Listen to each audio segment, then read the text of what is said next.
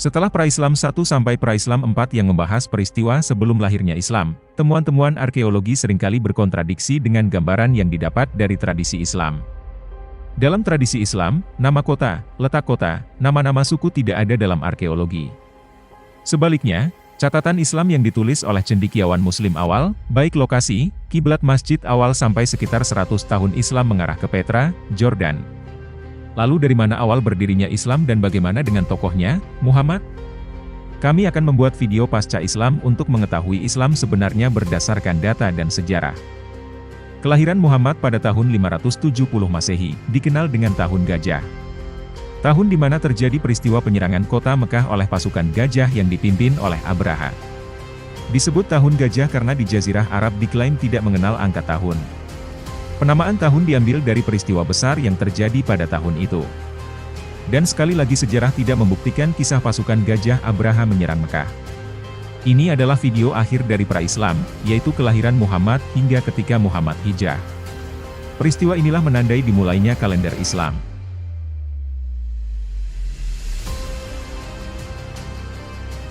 Muhammad diklaim sebagai pendiri agama Islam.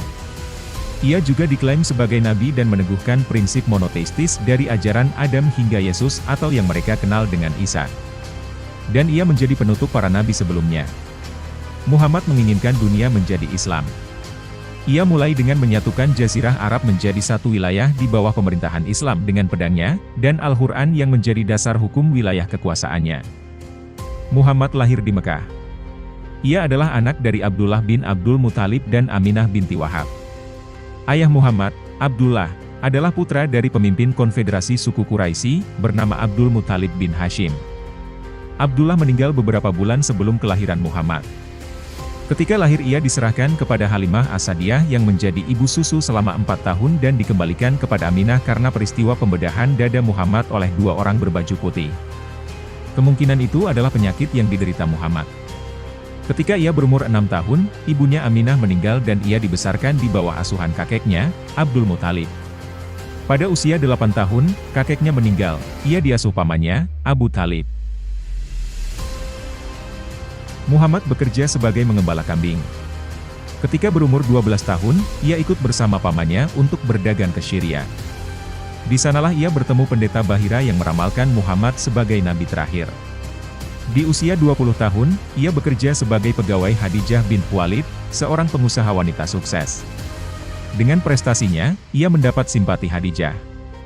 Pada tahun 595 Masehi, mereka merencanakan menikah, ketika itu Muhammad berumur 25 tahun dan Khadijah berumur 40 tahun. Hanya saja ayah Khadijah, Walid bin Asad tidak setuju, alasan klasik yaitu derajat dan kekayaan yang tidak sebanding.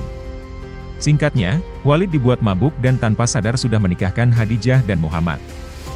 Khadijah adalah istri pertama Muhammad dan tidak dipoligami dan termasuk orang pertama yang mengakui Muhammad sebagai nabi. Pada usia 35 tahun, Muhammad terlibat dalam peristiwa penting berkenaan dengan Hajar Aswad. Saat itu suku Quraisy melakukan pemugaran Ka'bah, hampir saja terjadi pertumpahan darah antar 4 kabilah dalam suku Quraisy. Perselisihan terjadi mengenai siapa yang paling berhak mengangkat dan meletakkan Hajar Aswad setelah pemugaran selesai.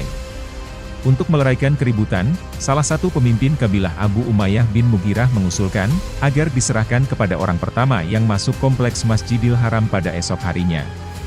Usulan itu diterima pemimpin kabilah yang sedang berselisih. Keesokan harinya, orang yang pertama kali masuk adalah Muhammad, yang saat itu sudah bergelar Al-Amin. Pada usia 37 tahun, ia mulai melakukan meditasi, khalwat, di Gua Hira berlangsung selama 3 tahun.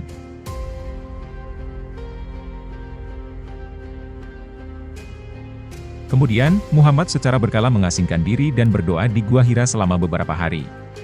Pada tahun 610 Masehi, ketika ia berumur 40 tahun, ia menerima wahyu pertama dari Allah dalam gua tersebut. Pada tahun 613 Masehi, ia berdakwah terbuka di depan suku Quraisy dan mengklaim dirinya nabi. Selama 13 tahun pengikutnya hanya sedikit. Pokok dakwahnya menyatakan bahwa Allah itu esa. Awalnya, dakwah Muhammad tidak terlalu dipedulikan oleh masyarakat sekitar. Merasa diacuhkan, Muhammad mulai menyerang keyakinan suku Quraisy. Merasa terhina, suku Quraisy memusuhi Muhammad, bahkan menganiaya Muhammad dan pengikutnya. Mereka pun sempat mengungsi ke Abisinia pada tahun 615 Masehi. Setelah Khadijah meninggal tahun 619 Masehi, kemudian mereka hijrah ke Madinah pada tahun 622 Masehi. Madinah dibangun dan dikembangkan oleh orang-orang Yahudi. Ada sekitar 20 Bani Yahudi yang tinggal, dengan 3 suku yang paling menonjol adalah Bani Nadir, Bani Kainuka, dan Bani Quraiza. Belakangan, suku-suku Arab dari Arabia Selatan bermigrasi dan menetap bersama komunitas Yahudi. Suku-suku Arab terdiri dari Bani Awes dan Bani Hazraj.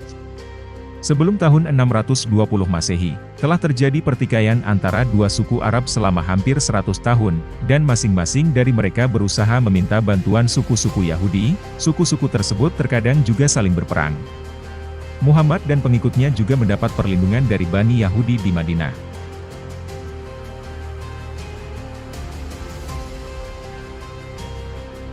Agama Nabi Muhammad SAW, apa agama Nabi Muhammad SAW sebelum menerima wahyu?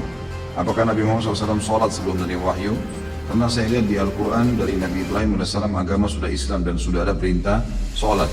Nabi Muhammad SAW menjalankan syariat Nabi Ibrahim AS. Karena di Mekah itu yang diterapkan syariat Nabi Ibrahim. Termasuk sebenarnya Abu Jahal, Abu Lahab yang meninggal dalam keadaan kafir itu menjalankan syariat Nabi Ibrahim AS. Cuma bedanya mereka syirik, mereka musyrik. Mereka haji iya, tapi sambil sembah berhala, syirik gitu kan. Itu yang Nabi SAW luruskan. Sementara Nabi SAW berpegang pada kemurnian ajaran Ibrahim AS. Jadi tidak sembah berhala. Tapi Nabi SAW menjalankan apa yang ada dalam syariat Ibrahim AS karena dulu ada di situ. Termasuk Abu Bakar sendiri juga begitu, tidak pernah sembah berhala. Ada beberapa orang Quraisy memang tidak pernah mengenal berhala, maka tidak pernah sembah. Mereka tetap berpegang teguh pada ajaran Ibrahim AS. Apa agama manusia rentang masa Nabi Isa sampai Nabi Muhammad? Ajaran Nabi Isa itu rusak tahun 325. Nabi Muhammad datang 571. Dari 325 ke 571, maka ajaran Kristen rusak. Agama Nabi Musa rusak.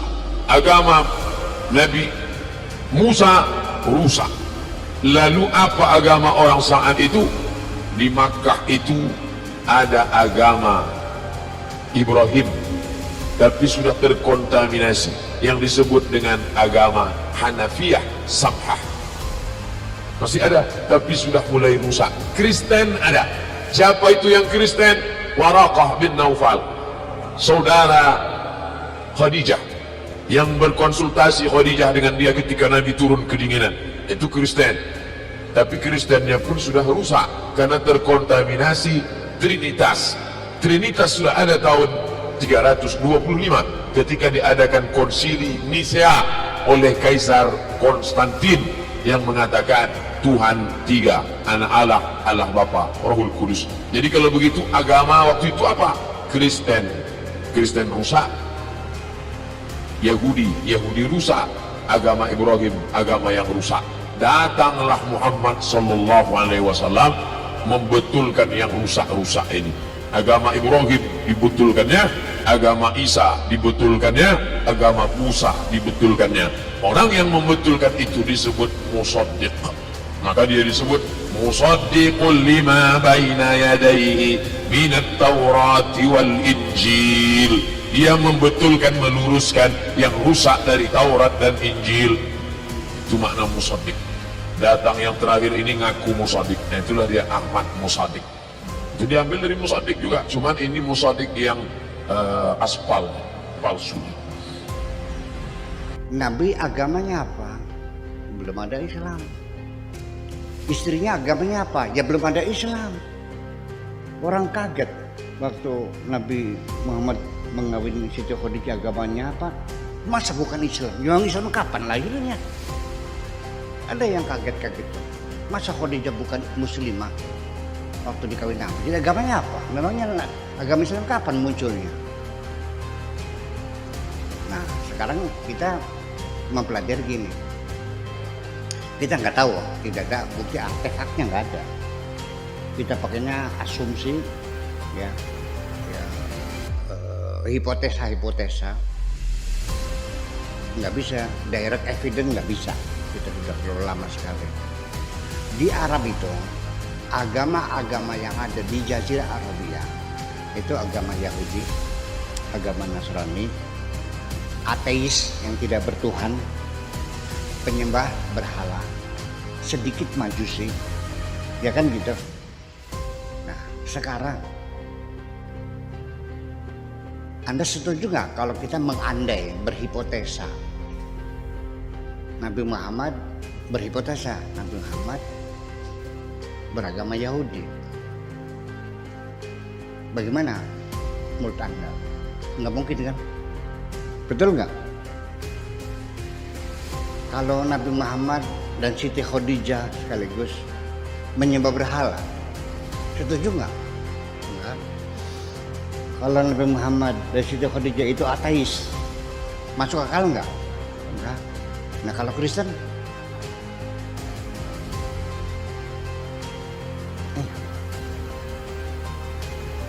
Sebab kalau dibilang Kristen, ibunya Nabi Muhammad itu Siti Aminah. Siti Aminah itu anaknya Abu Qabish. Abu Qabish itu ketika muda dia pergi ke, ini hadisnya ada di sebuah riwayat, pergi ke Syam, di sana melihat orang Kristen ke gereja masih penyembah berhala ya waktu itu. Dia kagum sama orang Kristen, nah ini dia masuk Islam. Nah ketika pulang itu diusir oleh kabilahnya, itu tidak boleh karena agama aneh gitu. Itu dia karena masuk Islam, namanya Abu Qabish.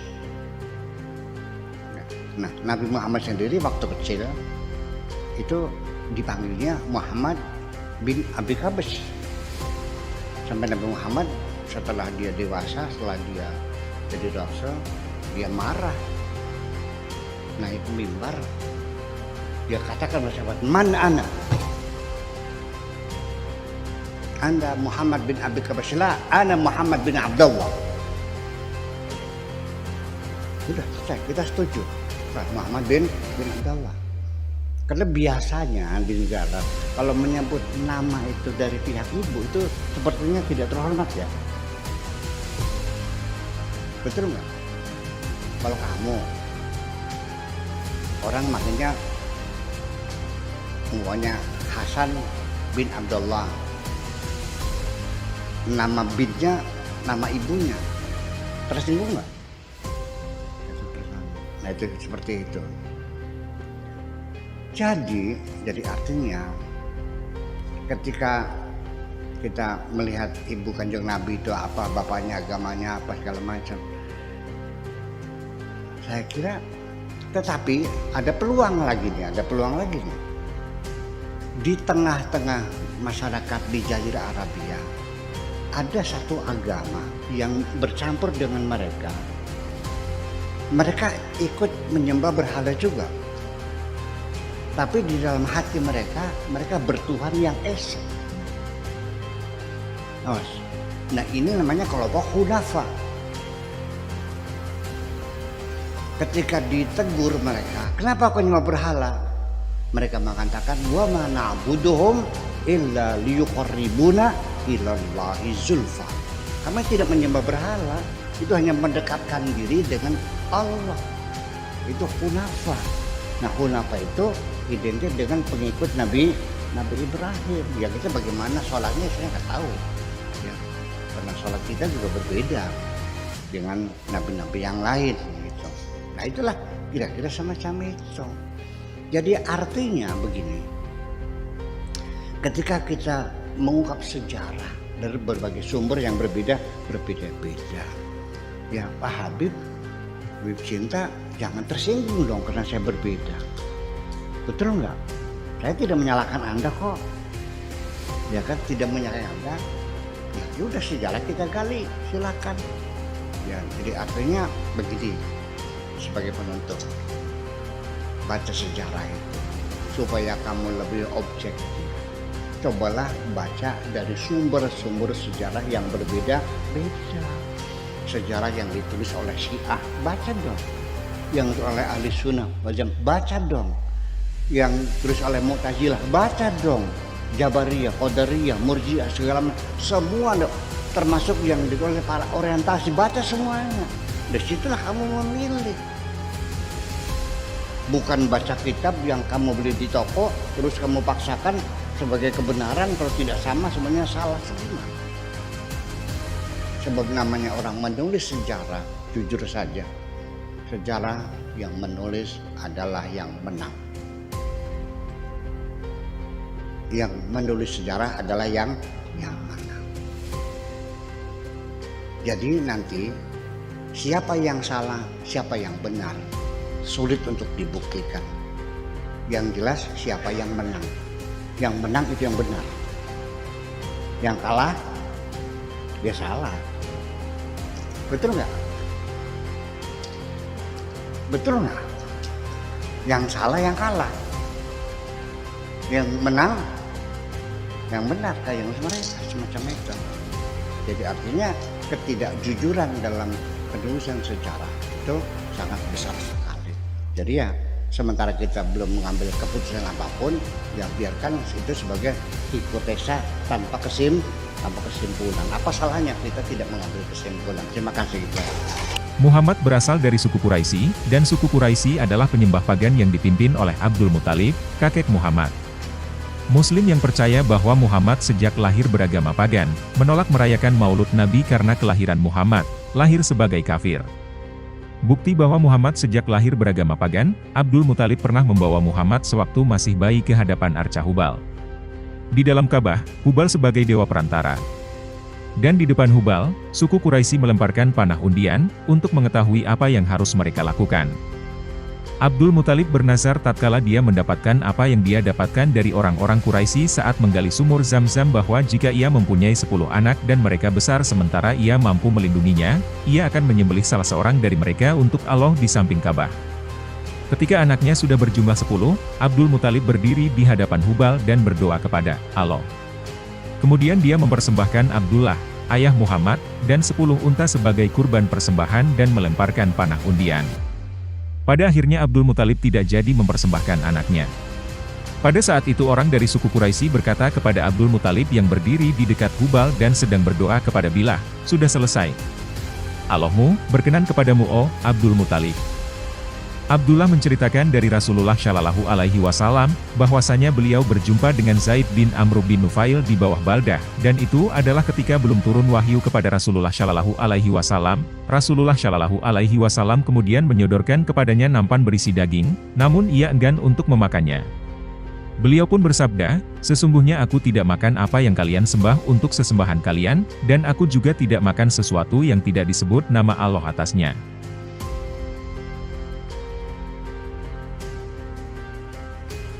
Pada seri terakhir pra-Islam, Muhammad digambarkan sebagai orang yang tidak bermasalah. Ia bersemangat dalam memberitakan kebenaran menurut iman barunya. Ia sangat berani menentang keyakinan lamanya, penyembah berhala. Ia dan pengikutnya bahkan dianiaya demi memberitakan iman barunya itu. Akibat tindakan Muhammad yang berani menentang keyakinan suku Quraisy, ia harus melarikan diri dari penganiayaan. Sangat disayangkan, sebelum melarikan diri, ia korbankan keponakannya sendiri untuk dirinya. Abdullah bin Abbas berkata, malaikat Jibril menemui Rasulullah Shallallahu Alaihi Wasallam dan berkata, "Malam ini kau tidak boleh tidur di kasurmu." Saat tengah malam tiba, para pemuda Quraisy bergerak menuju rumah Rasulullah Shallallahu Alaihi Wasallam untuk menghabisi beliau. Ketika Rasulullah Shallallahu Alaihi Wasallam mengetahui kedatangan mereka, beliau berkata kepada Ali bin Abu Thalib, "Tidurlah di ranjangku dan selimuti seluruh badanmu dengan selimut yang berwarna hijau ini." Biasanya Rasulullah Shallallahu Alaihi Wasallam memakai selimut tersebut untuk tidur. Ulama-ulama Islam sekarang tidak jujur dengan sejarah Islam dan Muhammad yang ditulis oleh cendekiawan Muslim itu sendiri.